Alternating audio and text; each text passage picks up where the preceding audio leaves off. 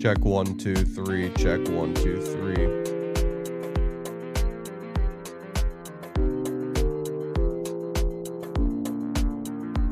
Check final checks.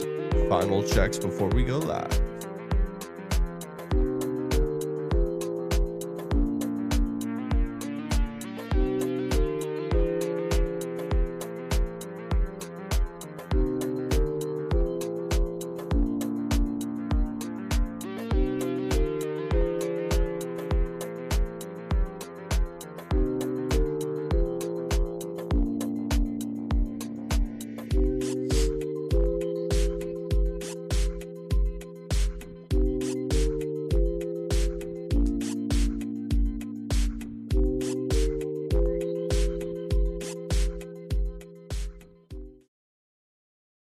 Welcome to the Stadium Pulse, ladies and gentlemen. My name is Tegan Randolph, your host for all things college football. What a beautiful February 2nd it is in the year of our Lord, 2026. Some would call it in the Nashville area a jam-packed show. Others would call it filled to the brim. The optimistic folks would say glass half full. And I will tell you this right now, we are in the heart of the offseason.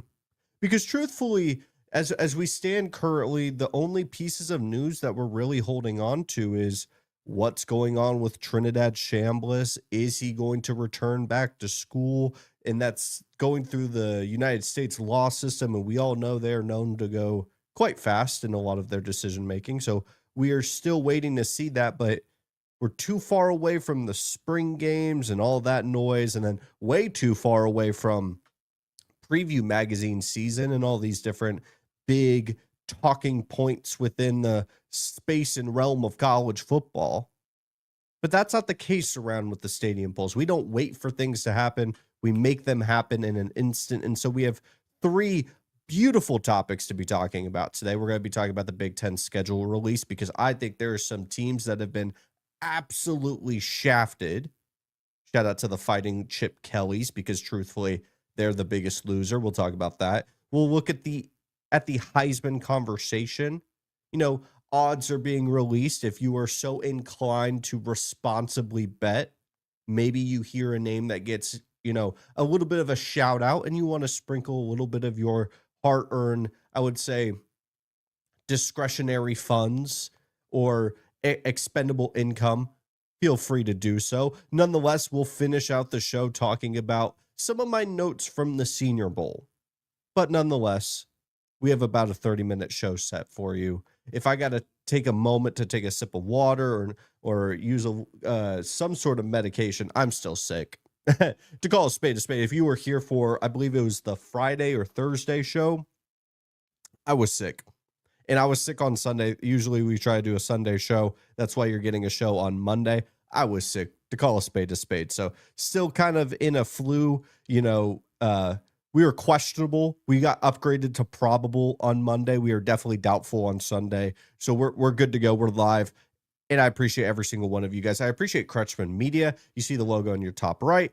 Everybody who watches this show, I appreciate you taking the time and effort to give this show a chance because it really does mean the world to me. I love talking college football year-round, 365 days, 52 weeks out of the year. But let's dive on in. Who is the biggest winners and losers from the Big Ten schedule release? In college football, contrary to what we see a lot in the NFL, outside of this season, truly, because a lot of people have been talking about how easy of a path it's been for the New England Patriots. But for the most part, it's not really about the schedule. It's more of a talking point that gets talked about in the heart of the offseason, and you kind of forget about it. But I feel like the impact of how your schedule is curated for these collegiate athletes is so much more important in college football. And we see teams like Oklahoma overcome these very difficult schedules and still get the benefit of the doubt when we talk about the college football playoff conversation. But then you see teams like Florida who get absolutely dismantled by a very difficult schedule. And for the most part, outside of a miracle, most people had wrote them off because not for Billy Napier's efforts, but for the fact that their schedule was not going to give them any type of breathing room. Same could be said for Arkansas, as they've been shafted for years by the offices in the SEC. So when we look at these schedules, I think there's a little bit more of an impact on who are the biggest winners and losers. Now, obviously, we could look at a team maybe like Purdue, who's going to be facing off against Indiana at the end of the season. I may overlook them, and Purdue finds a way to win, and that's an upset. Or maybe they pull off a miraculous season as one of the best teams in the Big Ten. It's hard to project that. So I can only go off of what I'm anticipating to be difficult schedules and what I can anticipate to be difficult matchups based on how many weeks have been played leading up to it. When are there bye weeks? Because certain teams have gotten some really brutal bye weeks and placements on when they happen. How many games do they have to play in a row? I mean, for the SEC, they have 9 conference games, only 1 bye week. Same could be said for the Big Ten, only 1 bye week. So when that 1 bye week that gives you a little bit of breathing room is so critical when we look at the landscape of college football, especially when you throw in the fact if they're contenders, if they're true elite teams, they're going to have to play so many more games once we get to the college football playoff. I think the biggest winner of the Big Ten schedule release is the Penn State Nittany Lions. When we look at Penn State's schedule compared to some of the other big time programs across the Big Ten, you could not ask for an easier path to potentially double-digit wins, to potentially a college football playoff run in year 1 of Matt Campbell's tenure. Because unlike a traditional rebuild, when you're, changing your path from one coach to another, you give up James Franklin and you say, we're done with 10-2. We're done with not competing for national championships. We're going to fire you first. We're going to get ahead of the curve in terms of the coaching cycle, and we're going to elevate. We may get a Kurt Cignetti. We may get a Matt Rule. And then we got to the end of the coaching cycle damn near, and you didn't have a head coach. Everyone went and got it felt like as soon as you interviewed for the Penn State job, you're getting a coaching extension just like that. And they lucked themselves into getting a guy like Matt Campbell. And the benefit of that, especially at Iowa State, a program that I've been very high on, a program that I have been very much pushing the agendas that Matt Campbell is one of the most underrated coaches in all of college football. I called that they were going to go to the Big 12 title game a year prior, not in 2025, but in 2024 against Cam Scatabo and Arizona State. And I thought Iowa State with Rocco Becht was still going to be a pretty solid team. Now we're taking all the good pieces from a program that I was very much high on and going to place them at Penn State. And for all intents and purposes, Matt Campbell is making the most out of he can. And when we look at this schedule, when you take a look all the way to October 10th against USC, home game, by the way, which I would project, I don't know, I didn't see them announce it anywhere when the whiteout game would happen. But if that's the whiteout game, we may not know how good Penn State is until that game happens. But we're talking Marshall, Temple, Buffalo, Wisconsin, Northwestern. You should be 5-0 walking into that USC game. Maybe Wisconsin could cause you some problems. Maybe Northwestern on the road. Maybe you're looking ahead to USC. But for all intents and purposes, they will be favored in every single game because they have a veteran quarterback and they have a lot of veteran pieces on that team. And more than likely, the coaching advantage in every single game leading up to USC. You could even drop that game at home. You could drop your following game at the Big House against Michigan. That's your most difficult spot. That is the most difficult part of your entire schedule, is that 2-game stretch. And you're going to be physically beat up after that Michigan game. Guess what? You get your bye week. You got your bye week perfectly slotted after your most difficult games. You're going to know what your strengths and weaknesses are after those 2 games, especially with the coaching matchups of Lincoln Riley, who's going to test your defense tenfold, and then Kyle Whittingham, who's going to test your physicality tenfold. You get your bye week, then you get Purdue at Washington, which I'm not denying is a difficult game. Going to Husky Stadium and finding a way to win is not an easy thing to do. But are we sure we know what we have with Washington entering next year without Jonah Coleman, without Denzel Boston? You bring back your quarterback who already tried to leave the building in a public setting where he tried to go to Miami. He tried to go to LSU. He tried to take the bag, and now your leader, your captain, the most important position of all football, has an entire offseason to basically say, Hey guys, I was just kidding. I was just kidding. I was just trying to get the bag. Don't worry about it. I'm not as sure about Washington. Yes, it's a road game, but if we're talking about the tough games in the Big Ten, you avoided Ohio State, you avoided Indiana, you avoided Oregon, and you got USC at home, and your two difficult road games are Michigan and Washington. And then you finish out the year with Minnesota, Rutgers, and at Maryland. Not to say they can't drop a game against some of those teams, but this is an easy schedule for a program that we all expected to retool and rebuild. Is it crazy to say Penn State could find themselves in a college football playoff run in year one? I don't think that's crazy. I don't think that's out of the realm of possibility because of how easy that schedule is. To show a example of a program that is getting shafted, a program that is getting screwed over. It's screwed like I'm Drew McIntyre. I'm getting screwed. It's Northwestern. By the way, the Northwestern team, you could have made such an easy graphic and you made it so difficult. So for all the kids in the room and for all the people who can't read, i.e. me, left to right, left to right, left to right. What's tough about reading the schedule, and maybe you wanted to be difficult for the fact of how difficult the schedule is. South Dakota State, week one. For an FCS opponent, that's difficult. But nonetheless, the Fighting Chip Kellys with Aiden Childs will face off against Colorado. Scratch, freeze frame. You might be wondering how we got here. You had a bye week in week two. A bye week in week two. Are you kidding me? Who is that helping? Truly, in your heart of hearts, I want whoever submitted this schedule for review and take a beat. I understand schedules are difficult. College football, you're getting pulled in so many different directions. You know which opponents you got to face, and you got to meticulously place them. It's like a game of Sudoku. You got to have it perfect. But I don't know how in this perfect scenario, you said, yeah, Northwestern, you just faced off of a very difficult FCS opponent against South Dakota State. Here's your reward. We're giving you a week 2 bye week. Mind you, you're going to have to play 11 games in a row. 11 of them. Did we forget to mention it's Indiana, Penn State, Oregon, Ohio State, Iowa, and Illinois all on that schedule? Did we forget to mention that? I get it. Not a lot of people want to hear about Northwestern football. They're not the big brand that everyone wants to talk about. This is egregious. This is wild. I've never seen a schedule like in this world of college football. When you throw in the bye week and you have to go run the gauntlet, they're going to be exhausted by the time they have to go face off against PJ Fleck in Minnesota.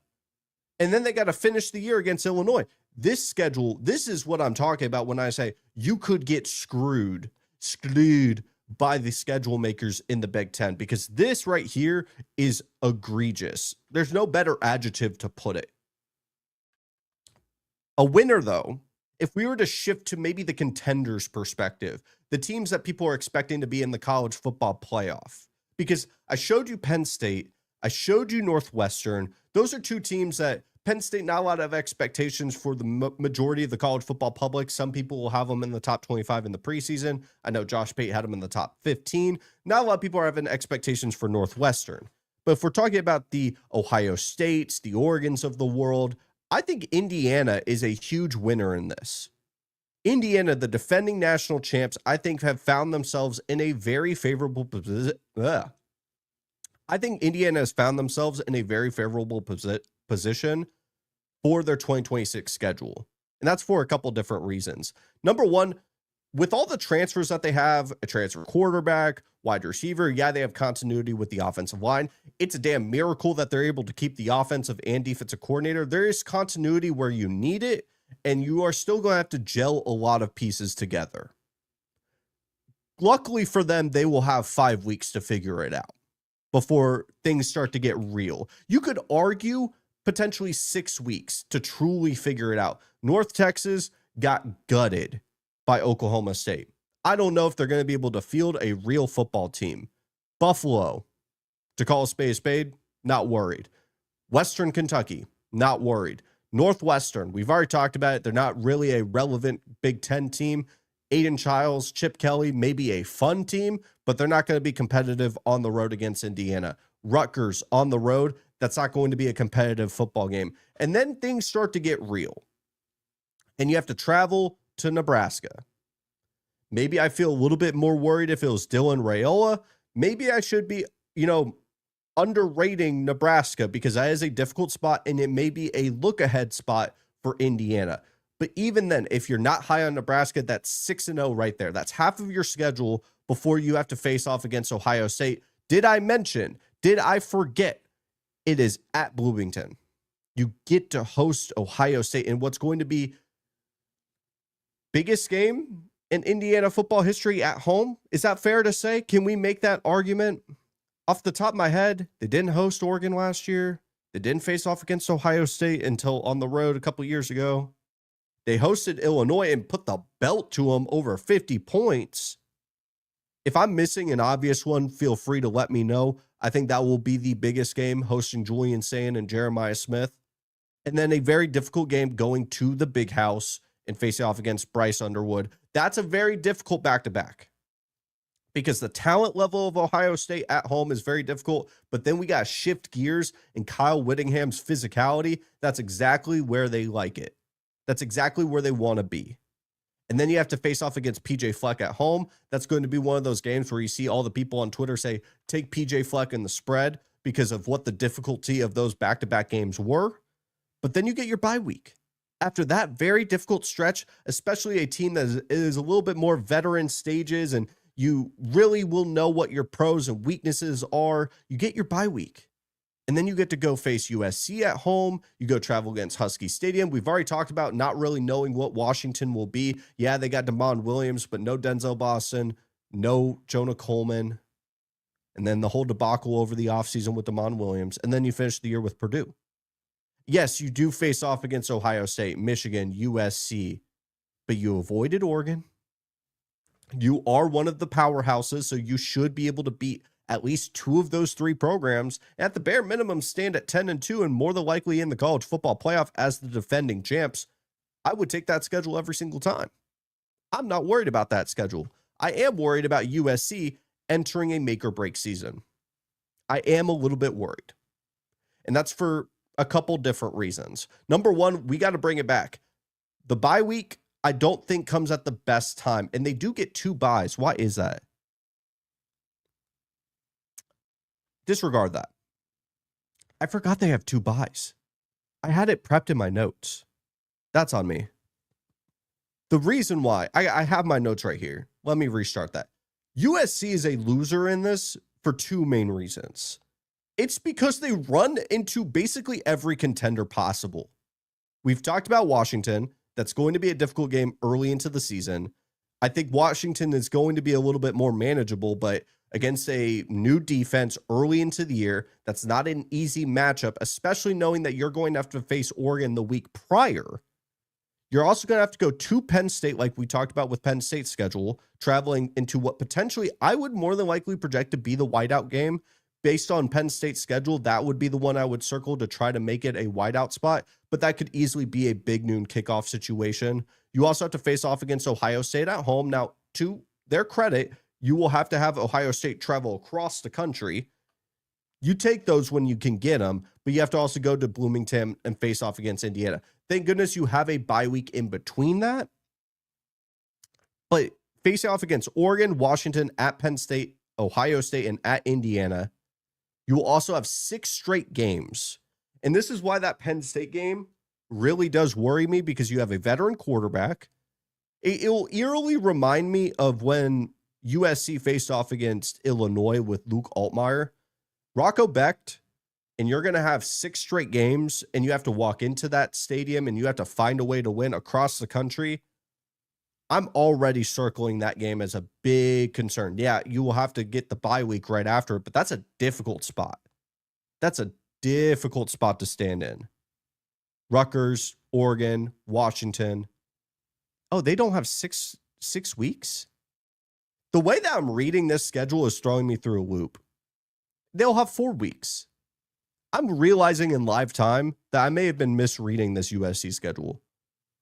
Nonetheless, I apologize. I apologize. I've been doing prep while having the flu. I'm allowed to make mistakes here. This is still a difficult schedule for a team that, to be fair, is going to be finding themselves in make or break playoff contention with Lincoln Riley. Is that fair to say? I think that's fair to say. I really do think if we're looking at these schedules, it's going to have to be USC. I would say Northwestern's an easy loser. Those two teams are easy losers in this. And then Penn State and Indiana, big winners. I would say Penn State's the easy winner. If we're looking at just the Big Ten schedule releases, those are the easy winners, in my opinion. I may have miswrote it. That was not a great sip. There's a reason why I'm not a food reviewer, guys. On my TikTok, I just do college football. I can't take a bite of something or a sip of something and feel like, yeah, that was the shot. No. My relationship with food is a A-B conversation. There's no C. There's no camera. We're all over the place today. I promise you this chaotic energy with me just sitting in a room talking, it's not going. The way too early Heisman conversation. It's February, which is the perfect time to be talking about who could win the 2026 Heisman. I think it's safe to say we can make an early prediction here. It's going to be a quarterback. I know. Drop the mic, folks. Drop the mic. It's going to be a quarterback. I think that's for mainly the two main reasons of A, it's quarterback award more times than not. But also, I do think 2026, 2027 is loaded at the quarterback position. If we just look at the NFL draft, there's not a lot of guys. Like, it's going to be Fernando Mendoza, Heisman winner, and then it's going to be Ty Simpson, Garrett Nussmeier.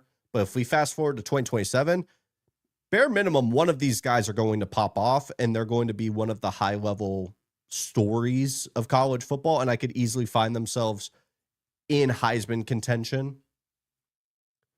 Right now, as it currently stands, CJ Carr is the early favorite. I disagree with that, and that's for the fact that I don't know if there's going to be those big opportunities that we originally anticipated when looking at maybe them facing off against USC. Notre Dame's schedule is light. And so CJ Carr, when you take away Jeremiah Love and Darian Price, and their wide receiver room is really damn good, and you see all these different pieces, I think Notre Dame, easily top 3 team in the country. But that's not all what the Heisman is going and having a ton of wins and putting up solid stats. Although that may be the case in some stories. Yeah, that is the case. I think Fernando Mendoza is a great example of that. You put up solid enough stats, you went undefeated, but also the story. And I don't think, a lot of people are going to respect any Notre Dame player after they took their ball and went home and didn't want to be in a bowl game. They're the villains of college football right now, especially how they've gone preferential treatment for the college football playoff. But I also just think there's better stories. You know, Arch Manning, if they give him an ounce of production in the offensive line and actually start catching the football, and he starts to really string along multiple games of high-level production, there's no reason for him to not win the Heisman, to be honest. He's going to have those big moments, those college game day-esque games where everyone in the nation is going to be eyes glued to what Arch Manning's going to do with Texas. That's going to be an easy Heisman contention right there. I do expect him, when we look at the second half of his season, he did take major steps forward. Now, is it still a very long road to where maybe some of the expectations were for some people in college football? Yeah, that's fair to say. He still puts the ball into the dirt. His mechanics are still out of whack. But the high-level moments, if he can just get the variance to hone in a little bit,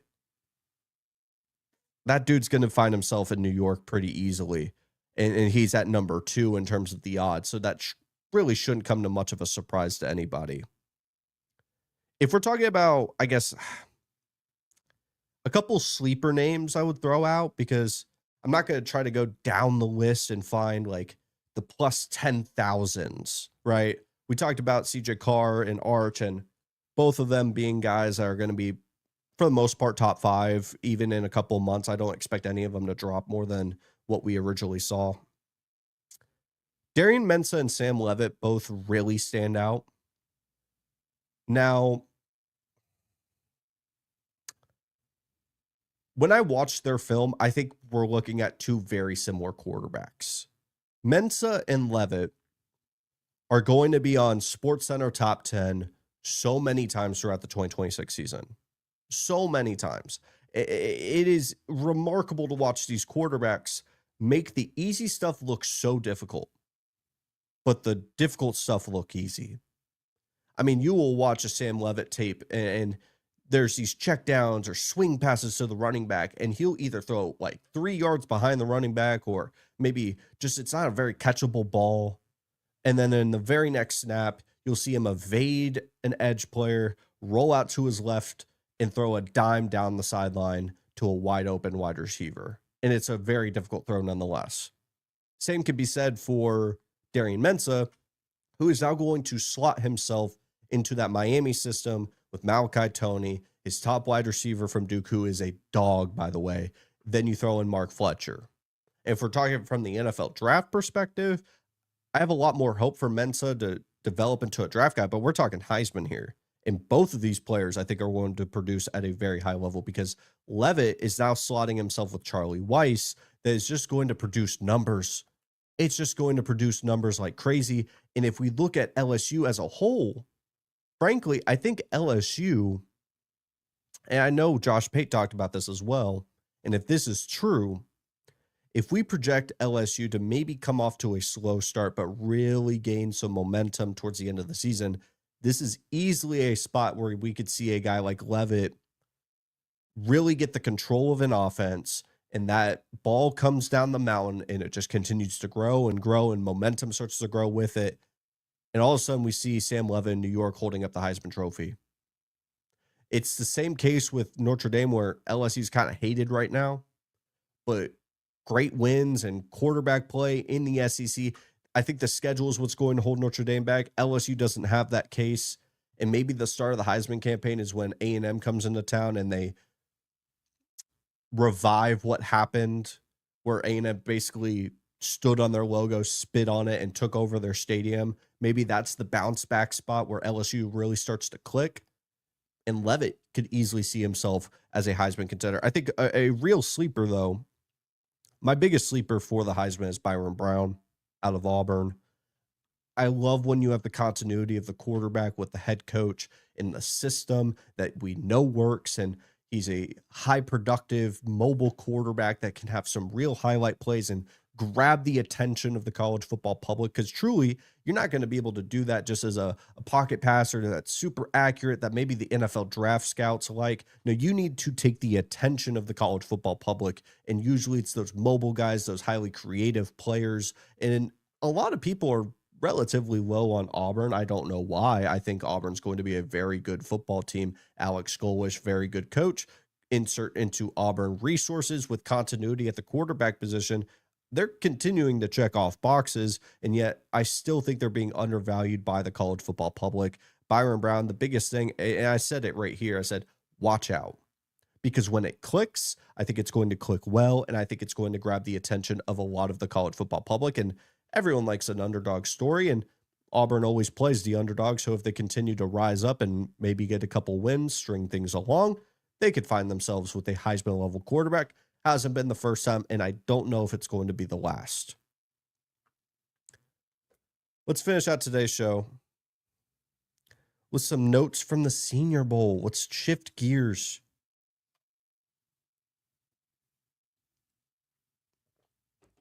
I want to highlight a couple players. And for Chris or anybody watching, I would say this is the list of guys. These 4 players, I think, were the biggest winners of the Senior Bowl. You could make an argument for a lot of different guys. I know there's the D3 wide receiver everyone's fallen in love with. I think there's a ton of the interior defensive linemen. I think the overall notion that we're coming to find out following the Senior Bowl is the defensive side of the ball has become the strong point of the 2026 NFL class. One that is relatively weak. I mean, the quarterback position is one that doesn't really take the attention of the average of the casual college football or NFL fan. It's Fernando Mendoza, and then what? It's whether you want to believe in Ty Simpson or not. But a guy that in that quarterback space, Garrett Nussmeier, was forgotten about. He was thrown away like trash. People really didn't care about whether or not he was going to go to the NFL. I've seen people make jokes that he was going to go to the UFL and he wasn't going to be a real quarterback. But I think a lot of people are coming to the realization that most college football fans already knew about this core injury that started at the beginning of the season that really hampered Garrett Nussmeier. And he comes out to the Senior Bowl, and the veteran quarterback that he is, the coach's kid, really started to shine. And all the bits and pieces that people liked going into the season, obviously with the disappointing year, Brian Kelly gets fired, he gets benched during the Bama game. All of a sudden, people get the memories of what Garrett Nussmeier was going into 2025, which was a very solid quarterback. Now, I was very high on Garrett Nussmeier for a couple different reasons. A, I think he layers a football at one of the best levels in this entire class. I think the accuracy is on point. I think the arm talent is there. Are we talking about a quarterback that is going to be this crazy athlete that can extend and create plays? No, that's not the case. But do I think we could have a Tyler Schuss situation where he's a high-level quarterback, he's seen a ton of football, maybe he hasn't had the best support system around him, but there's enough talent there where if you put him into a system where you're not asking him to do a ton, you may have a sustainable quarterback that you could build around and have a very solid enough offense to curate for future seasons. I think you begin to ask the question, how much did the core injury really impact him? And I'm being cautiously optimistic with Nussmeier because I wouldn't launch him into a top 2 QB conversation that he should be in the first round of the NFL draft because, funny enough, not to be a jokester here or ironic, the core problem I have with him is his pocket presence. And I worry that the scars that we saw with LSU and the deterioration of their offensive line, you really saw it spiral towards the end of the season. And I begin to wonder, will those scars pop up at the NFL level? And I think they will. And that's what's going to hold me back from really launching him into conversations that I don't know if he should be a part of. TJ Parker, easy winner in the Senior Bowl. I think a lot of people got this very similar to Garrett Nussmeier, this reminder of what these players were going into the season. TJ Parker was seen as a top 5 pick in the NFL draft for the way too early mock drafts. And same could be said for Garrett Nussmeier, a guy that was seen as a top 10 pick. A lot of people are getting these reminders that the talent didn't just outright disappear, that these teams just had disappointing seasons and the situations around them were not that great. We got to see the things that we saw going into last year, which was the long arm, the ability to create power, the ability to stop the run and set the edge. All these bits and pieces that you see from a 6'3", 263 edge rusher in a deep edge class. And now you're going to find yourself with a guy that a lot of people had projected going in the top 10 now could find themselves in the pick 20 range, and you're going to get a high level player in TJ Parker. I think this was a very good Senior Bowl to remind scouts and a lot of the people who may have forgotten about him. Same could be said for Peter Woods, where a lot of these guys that were seen as highly touted draft picks going into 2025 that had bad seasons and from a team success perspective and got this nice reminder of who they truly were. Lee Hunter was someone that before the Senior Bowl, Daniel Jeremiah, a guy that does a draft or a mock draft, better said, he does his mock draft solely on what he's hearing and what are the noises and little inklings of news. And he had Lee Hunter going number 1 in terms of defensive tackle, the first defensive tackle off the board. And he's out of Texas Tech, 6'4", 325 pounds. And Lee Hunter was someone that I was surprised to see. I liked the Lee Hunter going into the offseason, but I love Peter Woods. A lot of people love Caleb Banks out of Florida, but Lee Hunter, in what he was able to do during his time at the Senior Bowl, I mean, we're talking about someone that just destroyed double teams. He was unguardable at times. And I think when we look at him on his tape, there's some things that you could see where he gets blown off his block a lot. He's not the best or consistent run defender. You see these bits and pieces that you could really, chew into. We're looking at pass rushing chops. We're looking at rushing stops. And it's all these little bits and pieces and the ingredients. And you come to find out when you watch the Senior Bowl, yeah, he's got every tool that you're looking for in a disruptive interior defensive lineman. And we look at the NFL and Leonard Williams and in the interior of the Patriots, and a lot of the top end playoff teams have these dominant forces up the middle. And I think we could find ourselves looking at Lee Hunter as potentially a top 20 pick. I would say top 25 as he continues to rise up the boards. I mean, just a physical force. We talked about the size in all these different pieces that you could really see if we could connect the dots here or there. This could be a consistent force up the middle. The last face or the last man I want to shout out is an offensive lineman out of Arizona State. I'm going to butcher his last name, so I want to apologize now. Max Ehanchor. Oh my God, that was worse. Echanchor. It's getting worse. Max, offensive tackle out of Arizona State. 2 seasons of organized football. He has played 2 seasons of organized football. And he's played 13 years of soccer. At 6'6", 325, this is an offensive lineman that I have already bought into solely for the fact that I played a ton of soccer, and I understand that that footwork in soccer really does translate years. And for him, a decade plus of playing soccer out of Nigeria, and now he's going to go to football, and this offensive lineman who's only played 2 years, very similar to Penei Sewell, who did not play a ton of organized football before he got drafted, and I'm meaning like sub 5 years. This is someone that at that size, and when you see him in these drills and the footwork is really being shown, he's very nimble. He can get to his spot. He can get his hands ready. Is it the most consistent on tape? No, but I really want to highlight, if you have the time or the ability, go look up his reps against David Bailey, a projected top 15 pick. You really see David Bailey throw the kitchen sink at him, and he handles it. And if you could take a game like that, circle it, package it, and try to expand it over the course of an entire season, he's not going to find himself. Max is not going to find himself in the first round.